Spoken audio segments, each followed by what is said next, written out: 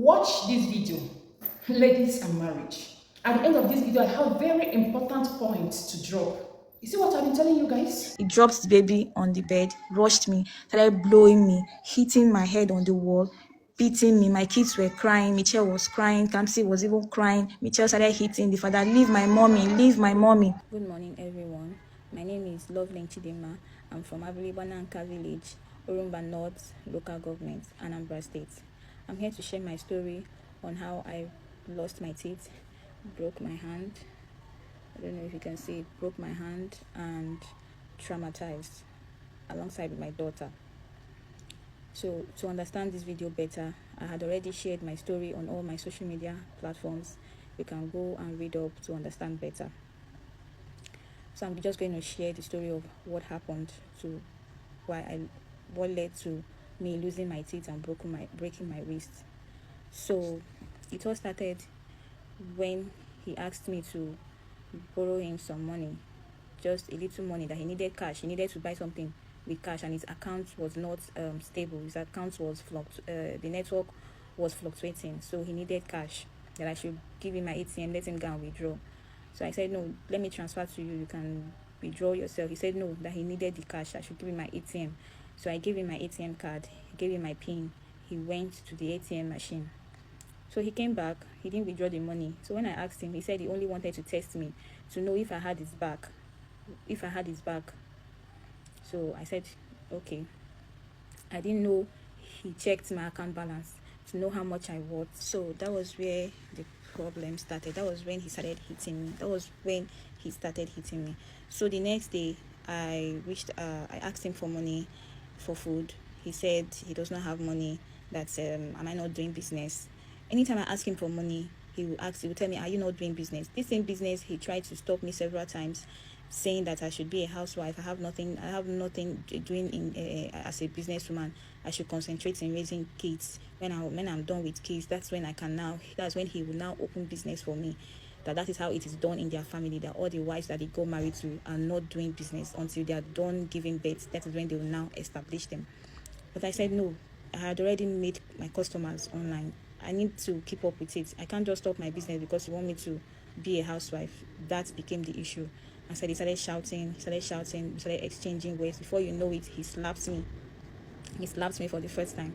I was crying. I called his elder sister, and she told me that in where they come from, you don't shout at a man. When you shout at a man, whatever you see, you collect. That I am at fault for shouting at him. That if a man is shouting, you just keep quiet and watch him talk. So they made me to apologize to him, which I did, and then we continued living. But things kept getting worse. Anytime I ask him for money, he would tell me, are you not doing business? Maybe you are doing business. Are you not doing business? Say, this same business you never supported me from day one. This same business you didn't want me to do it. This same business I struggled to grow it. So keep getting worse. I'll call his sister to tell her, look at what your brother is doing. He doesn't give me money for food. He just drops 3,000 naira. What is 3,000 naira? Whenever he wants us to cook stew or soup, he will drop 10,000 naira. This money is not enough. And what the sister has to say is that you have to manage it. You don't know if he has money or not. I don't know if he has money or not, but he drinks on a daily. He hangs out, goes to club, eats fish, barbecue fish, drink, buy things for people out there. And he's so generous. He's very good. He's so generous. Like, he gives. He's a giver out there. And so when I get to tell people that he doesn't give me, they don't believe me. Because he's very good out there. So the problem kept happening. There was no one resolving it. They kept making me to apologize to him. And at the time, I said, no, I'm not going to call them anymore. It got worse that there was a time I was pregnant for my second child. We were having so many attacks in that house. So many spiritual attacks. There were times I would sleep and wake up, my baby bump, I would see scratch of fingernails, like 5 hands, like 5 finger on my baby bump. I was screaming and crying. I would show him, he would see it, and all he has to say is, don't worry, we'll pack out. It got worse. The house was haunted. The house was spiritually haunting us, and he keeps promising that we will leave. And every year he keeps renewing the rent. When I was pregnant for my second child, because the spiritual attack was worse. Spiritual attack kept getting worse to the extent that started affecting my daughter. Whenever she sleeps at around 1 a.m. to 2 a.m., we will start hearing empty mortar pounding. Bo, bo, But sometimes it will be at my window side. Sometimes it looks as if it's on top of me. Sometimes it looks as if it's pounding in the parlor. This kept happening, and my daughter would just wake up from sleep and start shouting, "Mommy, my eyes!" She will close her eyes so tightly. She won't want to open it. She will start crying, "Mommy, my eyes, my eyes, my eyes." He will hear the daughter crying. He will come from his room and come and check on her. Sometimes he will carry the girl. I will be praying. It got worse. I had to tell him, "See, please, look at what is happening. Let me go. I'm already almost due for delivery. Let me go and stay with my sister. She's here in Lagos. When I'm done once I deliver from the hospital, I will come back to the house." He didn't say anything initially. So it kept happening. It kept happening. My daughter kept having that same attack. The fourth time, I couldn't hold it anymore. She was shivering. She was shaking. I was so scared. I remember I was pregnant. So I had to call my mom on the phone. At that time, around 2 a.m., she started praying with me over the phone. And then he came as usual and carried the baby. So I told him, out of frustration, if anything happens to my daughter, I will hold you responsible. If anything happens to us, I'm going to hold you responsible. So he took that and fled up. The next morning, he called my parents. They should be expecting me, that he's returning me back to the village. If I want to go and die, I should go and die there. My parents were like, "What happened again?" They called me, and then I explained. My mom called him back to tell him that, look, she said this thing out of frustration. You can't send her back to the village. There is no competent or maybe stable hospital here in the village in case of emergency and all of that. He refused and he insisted. So after so much pressure, just go and read my story. After so much pressure, he said I will go to his sister's place in Onitsha to go and give birth. I went. Fast forward to how he frustrated me. I was not lactating well. I was not eating well. No food. He didn't give me any money. He keeps sending money to his sister for food. As a nursing mother, I was not eating well. I am the one that cooks what I eat. I was bruised. It was so traumatized. I wasn't lactating well. My baby was not feeding enough. He was so tiny. I had to start introducing formula. I started giving the baby formula, supporting. I asked him for money for milk. Sometimes he refused. He said I should exclusively breastfeed the child. So when my mom came, she said she wanted to take us home to go and take care of us. That I was looking pale. He said then he should take us. That was what he initially wanted. And that was what he initially wanted anyways. My mom took us home, and then we stayed in the village for 4 months. For that 4 months, my daughter was out of school. My mom had to put my daughter in school where she's teaching, and then he called one day and said he wanted to speak with the girl. I told him that my daughter had gone to school. He flared up over the phone and said, "So your parents have the right to put my daughter in school without telling me? Your parents have the right, the audacity to put my daughter in school without telling me?" It kept getting worse. For that 4 to 5 months we were in the village, there was nothing from him.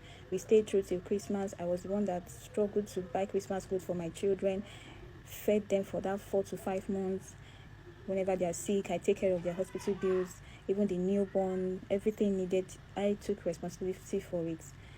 So fast forward to when we came back to Lagos, he started again. I continued my business. I never stopped my business. It kept going, and so it was no longer comfortable with me doing the business at home.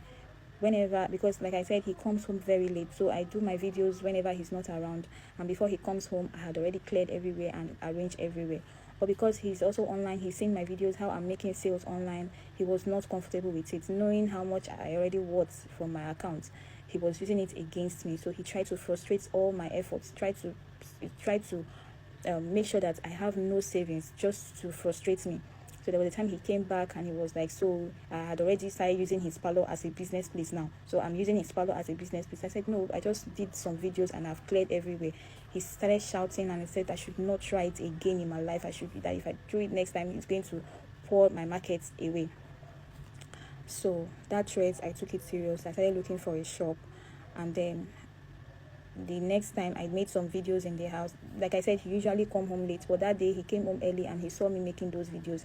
He came in, carried my hairs. I was packing for my customer. He scattered it, started flinging all my goods everywhere. Have I not told you to stop doing this in my house? Have I not told you? Then I stood up and started challenging him. The next thing, he slapped me, he pushed me, started beating me. My daughter was crying. It was so traumatizing. I was crying too, and that was it. So I told my parents called him and he was apologizing that it will not happen again, that he's sorry, it will not happen again. My daughter went to school and started telling her classmates that her father beat her mother, do this, do that. It got to a point, the teacher called me on the phone and said, my daughter there's some things my daughter is saying in school. So I came to the school. They told me that what is the problem, that whatever we are doing, we stop doing it in the presence of that girl, that the girl is traumatized. So I apologized, and they asked me if I was okay. I said yes, I'm fine.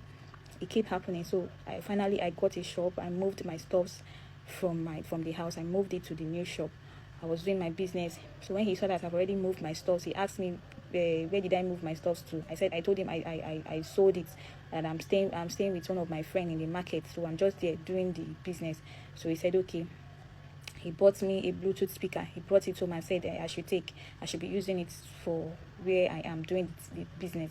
So when when we had issues again, he said I should return his speaker, because whenever I ask him money, he would say, are you not doing business? I would say, which business? Did you support me in this business? Every time I ask you for money, you would tell me I'm doing business. Just want to scatter my money, just want to scatter the little savings. He just wanted to make sure that I have no savings. There was a time he told me that where he came from, that a woman cannot be bigger than the man, that is always the man that is bigger than the woman, that no matter the money I feel I'm making from my business, I can never be higher than him. I said, I'm not in competition with you. I'm not even looking to be higher than you. I know you are very rich, you're influential. I'm not competing with you. Don't see me as a competitor. I'm only doing my business, trying to support the family with the little money I'm saving. So that was it. Fast forward to when he started making plans to traffic my child, my daughter, my 3-year-old daughter. I found that from an insider, a family member. So the family member told me that she is not going to be party to any of this, that she just wants to tell me the truth. I should be careful with my daughter. When I found out, I confronted him. So he flared up. He was very curious to know how I got to find out the information. He changed my daughter's name, changed her identity, changed her father, her mother. They changed her name. They changed the hospital I gave birth to her. They changed her school. They changed everything about her. So when I saw the documents of him trying to traffic my daughter to Spain, I was furious. I started shouting. We had a heated argument. He beat me up again, started beating me. I was crying. My daughter was crying. It got worse. I called my parents. My father called him and said, it's better you return my daughter back home the way I handed her over to you than for you to disfigure her or kill her for me. He hung up on my father. He came back and started shouting. And my brother called him and told him that you have been beating my sister for a very long time, but the next time you try it again, you will not use that hand to do anything.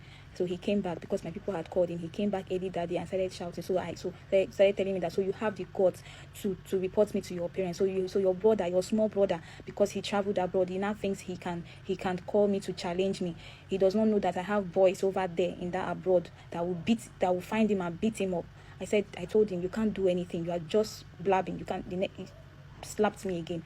So when I stood up and held him, he didn't beat me. He just left me. And so that was that. So it kept happening. It got worse. When I found out about him trying to traffic my daughter, I went to where he keeps his documents and everything.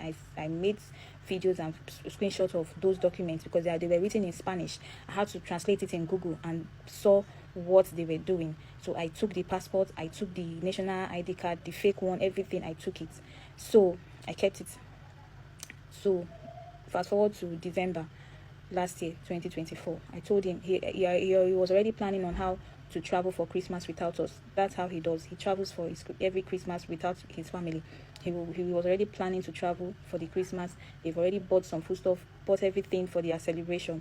So I called. When I served him food, I told him, please, I would like to go and see my mother who is sick. He knows my mom is very sick. My mom is suffering from arthritis. I need to go and see her. Me and my sister wants to go and see her. He came, and then he told me that I'm not going anywhere, that I'm not going. It's only him that is traveling for Christmas. I said, I'm not traveling for Christmas. I just told you that my mom is sick, and you know my mom is sick. I need to go and see her. He said he didn't prepare for that financially. I said, no problem. I will take care of my travel expenses. No problem. He said, no, I'm not going anywhere. I'm not going anywhere with his children. My parents are not going to see his children anymore. I said, why? Why? Is it because they told you to stop beating me? Is it because they challenged you? Because they told you to stop beating me, to stop maltreating me? So he flared up again, started shouting, started exchanging words that if I insist that I'm going to travel and if anything happens to his children, he's going to kill me, he's going to hurt me, he's going to run me over with, said so many things. I told him, if you are planning any evil against your children just to frustrate me or just to get back at me, it's not going to work. Nothing will happen to them. If you plan any evil, it will go back to your head. That was what I told him. He left. So after some days we didn't see him. He came back on Sunday. So on Monday, being 23rd of December 2024, I had already woke up, prepped my children's food, their lunchbox. I was ready to go and bathe them. I had already pulled their clothes, kept them on the bed. So I was in the bathroom mixing the water to bathe them. Then he walked in, he carried the baby. He was playing with the baby. So when I was done mixing the water, This is the first part. I'm waiting until you hear the whole story. Let's look at the second part of the video.